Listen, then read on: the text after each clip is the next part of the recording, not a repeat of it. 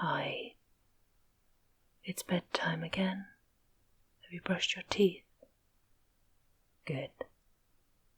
So you settle down, close your eyes, and listen. Tonight I'm reading the Nunda, Eater of People. Once upon a time there lived a sultan who loved his garden dearly and planted it with trees and flowers and fruits from all parts of the world. He went to see them 3 times every day, first at 7 o'clock when he got up, then at 3, and lastly at 5:30. There was no plant and no vegetable which escaped his eyes, but he lingered longest of all before his one date tree. Now the Sultan had 7 sons. 6 of them he was proud of, for they were strong and manly, but the youngest he disliked, for he spent all his time among the women of the house. The Sultan had talked to him, and he paid no heed, and he had beaten him, and he had paid no heed, and he had tied him up, and he had paid no heed, till at last his father grew tired of trying to make him change his ways and let him alone.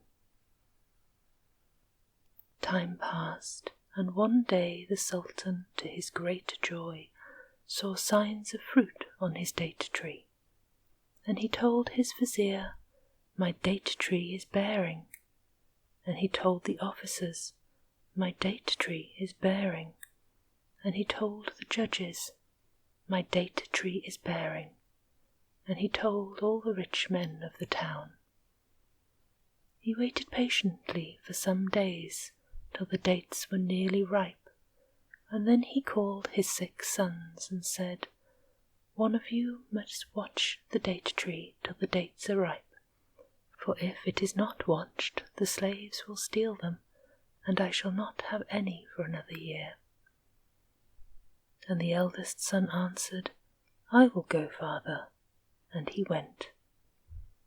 The first thing the youth did was to summon his slaves and bid them to beat drums all night under the date tree, for he feared to fall asleep. So the slaves beat the drums, and the young man danced till 4 o'clock, and then it grew so cold he could dance no longer. And one of the slaves said to him, "It is getting light, the tree is safe, lie down, master, and go to sleep." So he lay down and slept, and his slaves slept also. A few minutes went by, and a bird flew down from a neighbouring thicket and ate all the dates without leaving a single one, and when the tree was stripped bare, the bird went as it had come.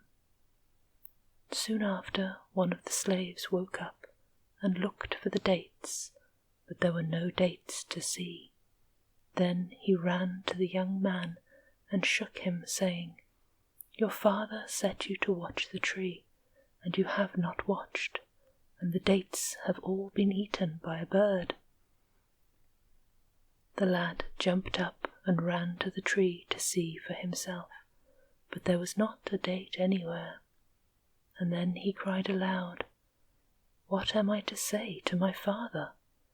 Shall I tell him that the dates have been stolen, or that a great rain fell and a great storm blew? But he will send me to gather them up and bring them to him, and there are none to bring. Shall I tell him that Bedouins drove me away, and when I returned there were no dates? And he will answer, 'You have slaves. Did they not fight with the Bedouins?' It is the truth that will be best, and that I will tell him." Then he went straight to his father and found him sitting in his veranda with his 5 sons around him, and the lad bowed his head. "Give me the news from the garden," said the Sultan, and the youth answered, "The dates have all been eaten by some bird. There is not one left." The Sultan was silent for a moment. Then he asked, "Where were you when the bird came?" The lad answered, "I watched the date tree till the cocks were crowing, and it was getting light. Then I lay down for a little, and I slept. When I woke, a slave was standing over me, and he said, 'There is not one date left in the tree.' And I went to the date tree and saw it was true, and that is what I have to tell you." And the Sultan replied, "A son like you is only good for eating and sleeping. I have no use for you. Go your way, and when my date tree bears again, I will send another son. Perhaps he will watch better." So he waited many months till the tree was covered with more dates than any tree had ever borne before. When they were near ripening, he sent one of his sons to the garden, saying, "My son, I am longing to taste those dates. Go and watch over them, for today's sun will bring them to perfection."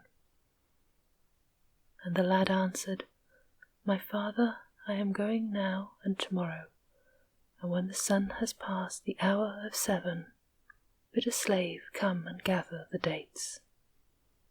"Good," said the Sultan.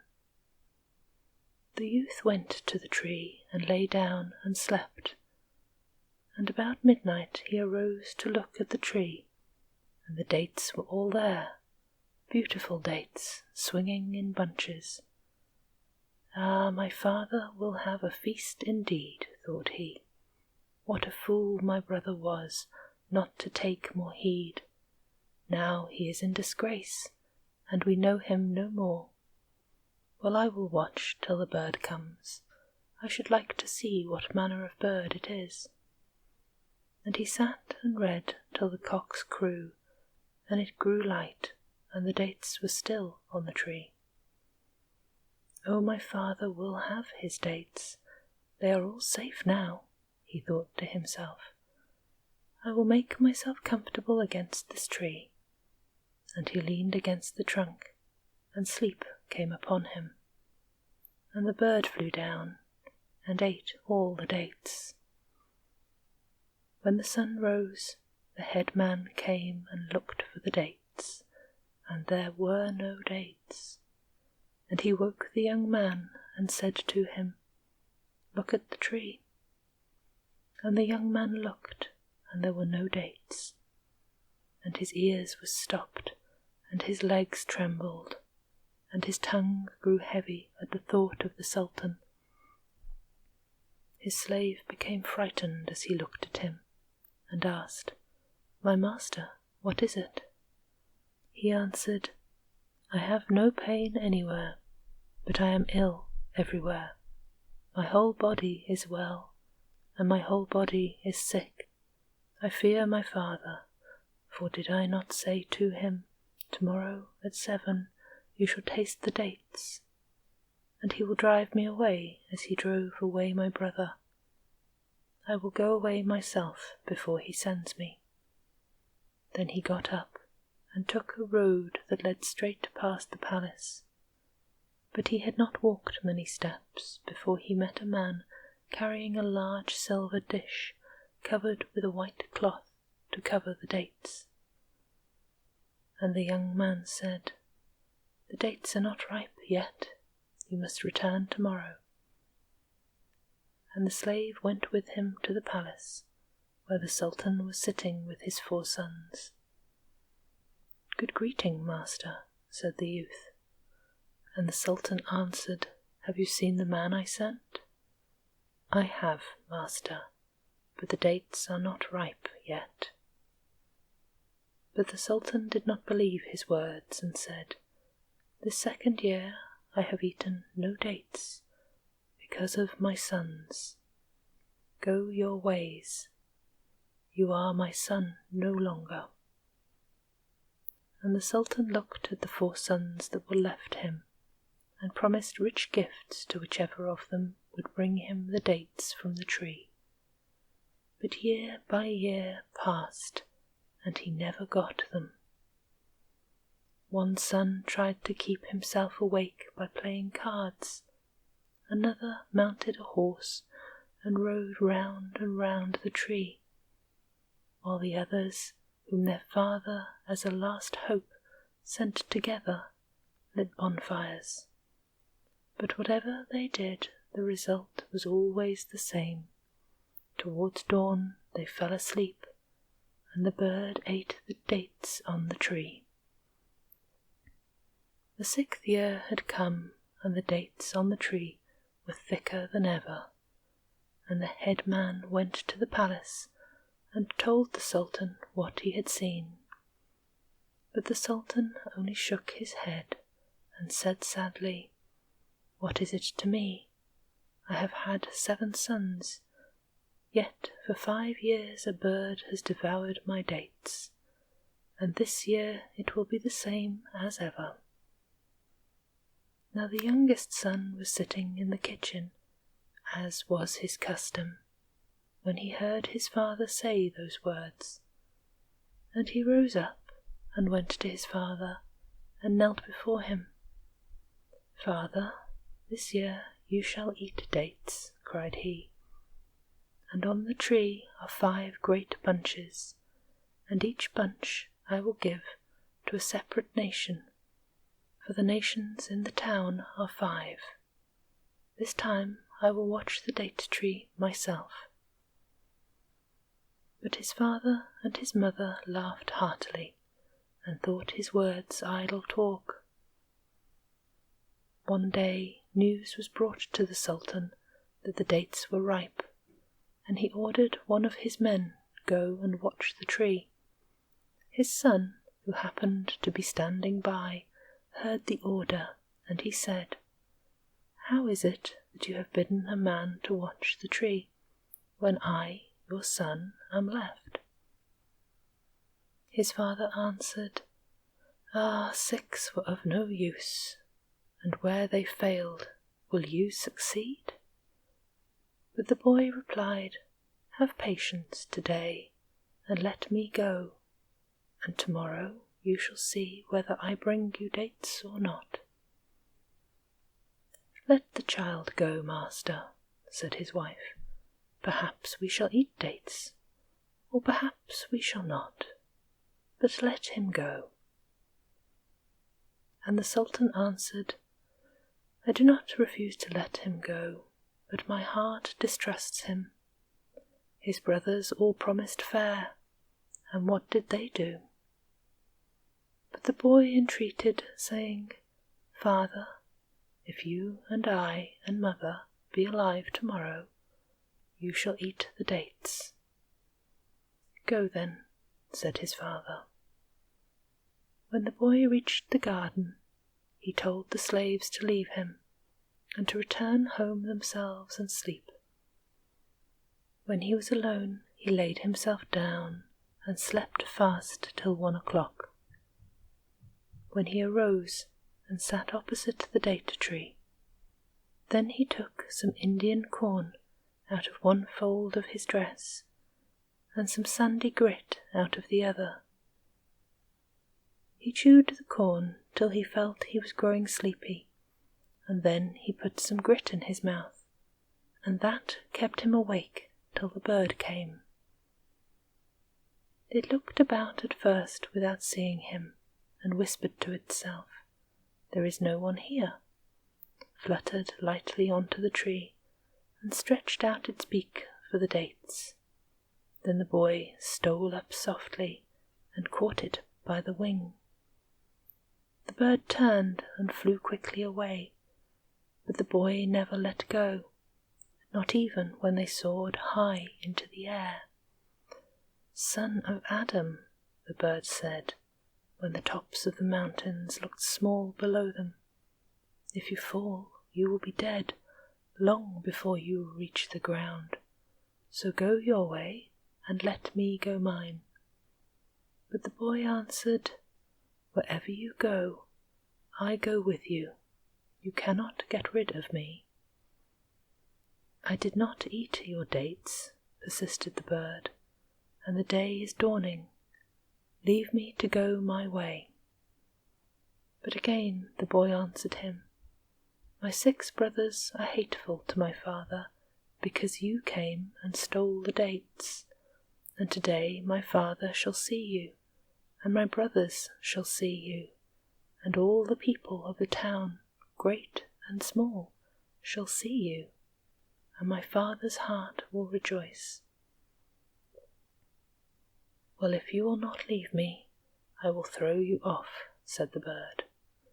So it flew higher still, so high that the earth shone like one of the other stars. "How much of you will be left if you fall from here?" asked the bird. "If I die, I die," said the boy, "but I will not leave you." And the bird saw that it was no use talking, and went down to the earth again. "Here you are at home, so let me go on my way," it begged once more. "At least make a covenant with me." "What covenant?" said the boy. "Save me from the sun," replied the bird, "and I will save you from rain." "How can you do that, and how can I tell if I can trust you?"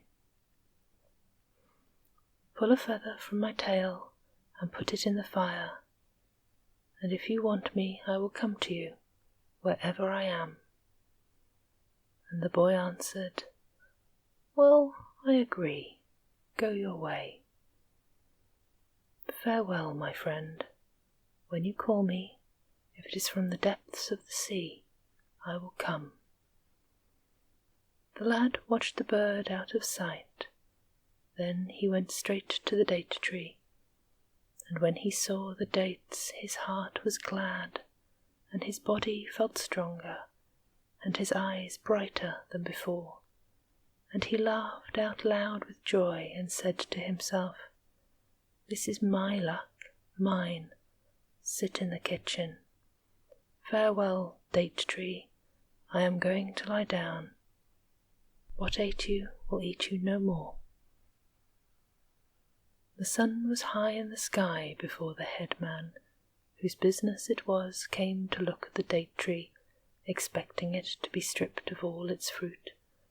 And when he saw the dates so thick that they almost hid the leaves, he ran back to the house and beat a big drum till everybody came running, and even the little children wanted to know what had happened. "What is it? What is it, headman?" cried they. "Ah, it is not a son that the master has, but a lion. This day Sit in the kitchen has uncovered his face before his father." "But how, headman?" "Today the people may eat the dates." "Is it true, headman?" "Oh yes, it is true. But let him sleep till each man has brought forth a present. He who has fowls, let him take fowls. He who has a goat, let him take a goat. He who has rice, let him take rice." And the people did as he had said.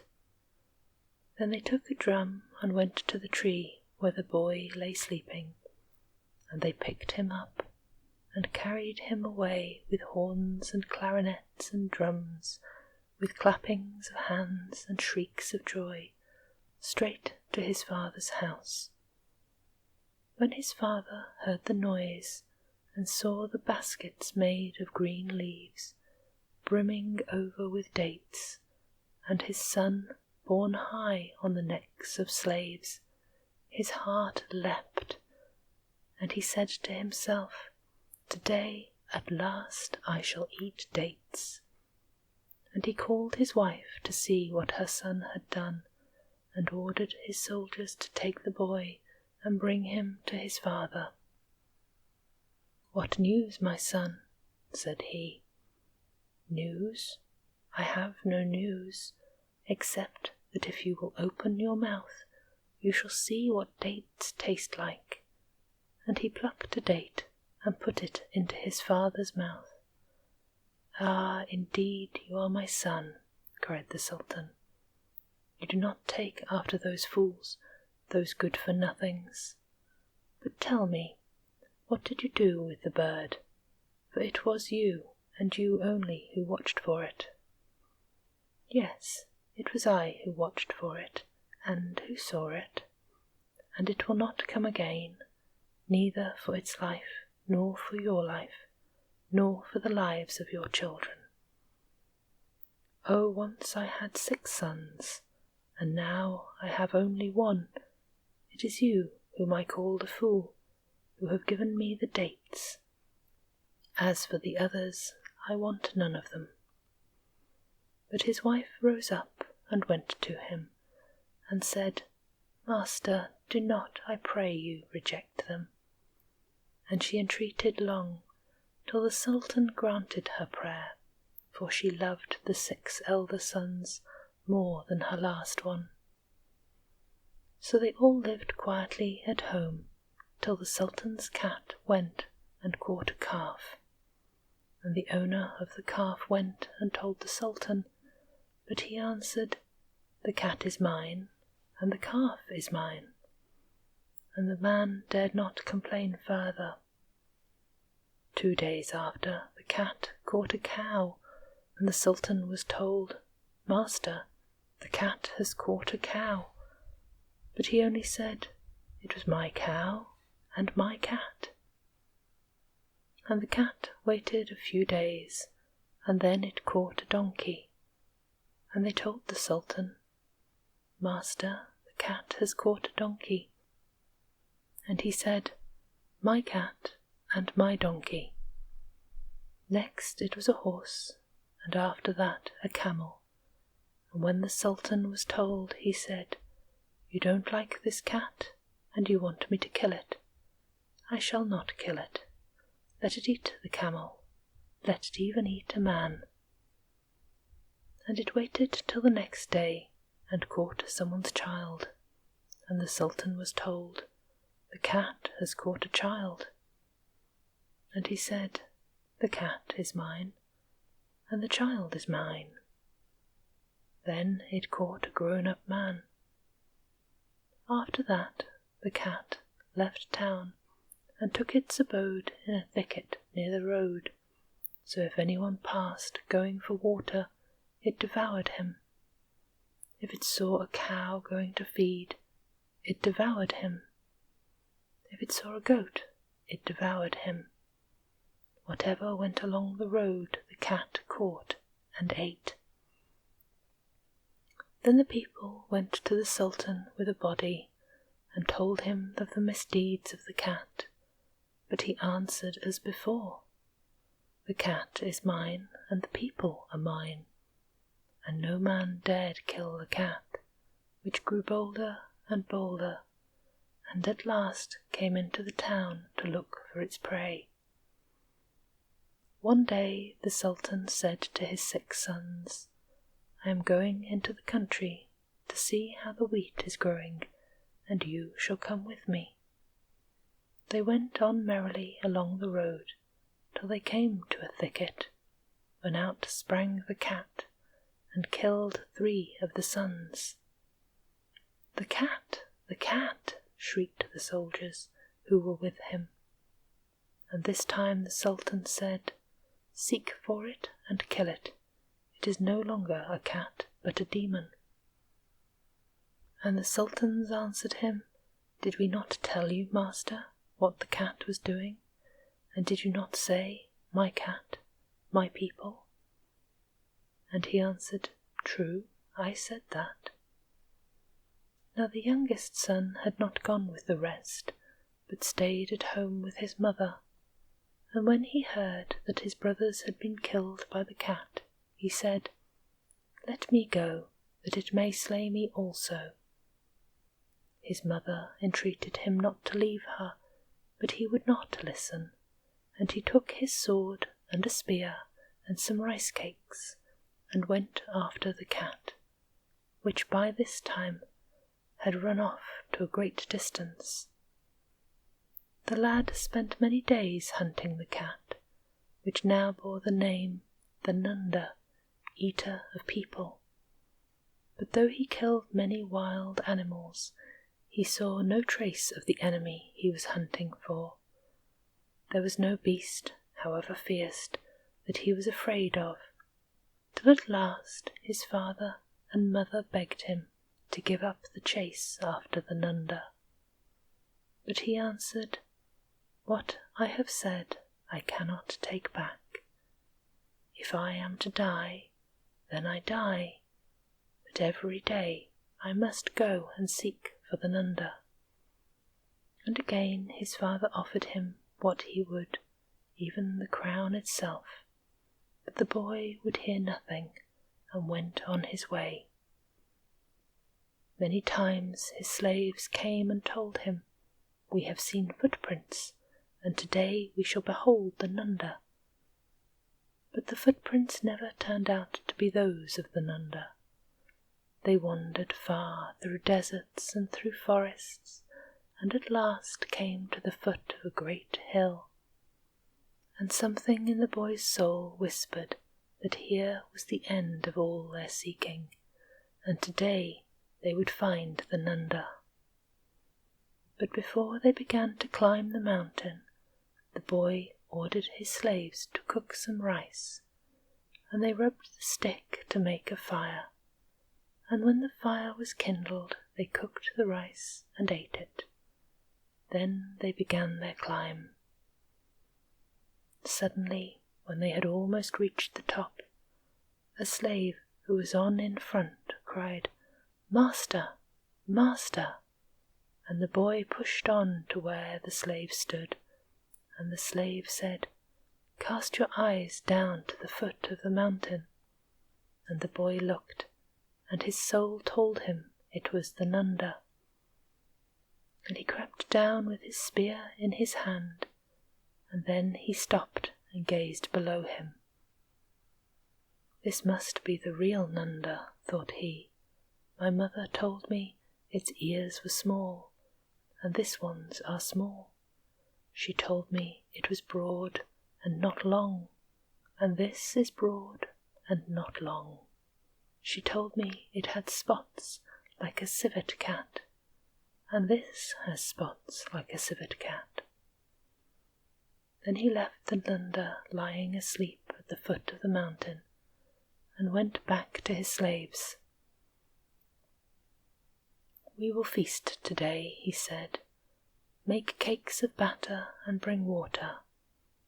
And they ate and drank, and when they had finished, he bade them hide the rest of the food in the thicket, that if they slew the Nunda, they might return and eat and sleep before going back to the town. And the slaves did as he bade them. It was now afternoon, and the lad said, "It is time we went after the Nunda." And they went till they reached the bottom, and came to a great forest, which lay between them and the Nunda. Here the lad stopped, and ordered every slave that wore 2 cloths to cast one away, and tuck up the other between his legs. "For," said he, "the wood is not a little one. Perhaps we may be caught by thorns, or perhaps we may have to run before the Nunda, and the cloth might bind our legs and cause us to fall before it."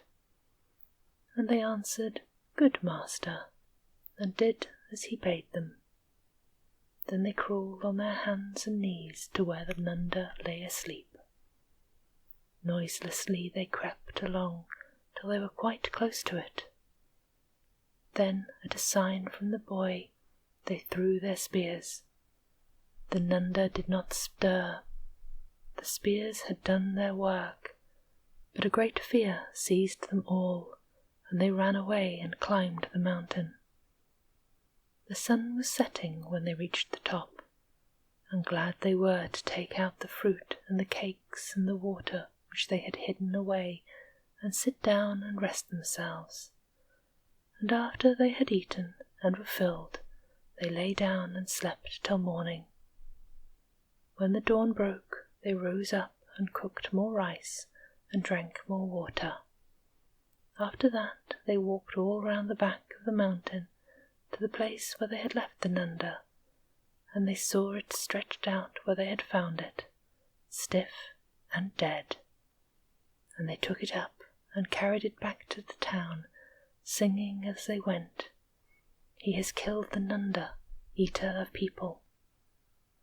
And when his father heard the news, and that his son was come and was bringing the Nunda with him, he felt that a man did not dwell on the earth whose joy was greater than his.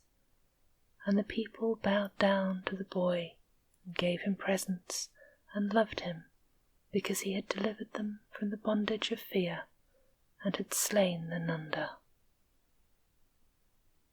Peaceful slumbers. Sleep sweet.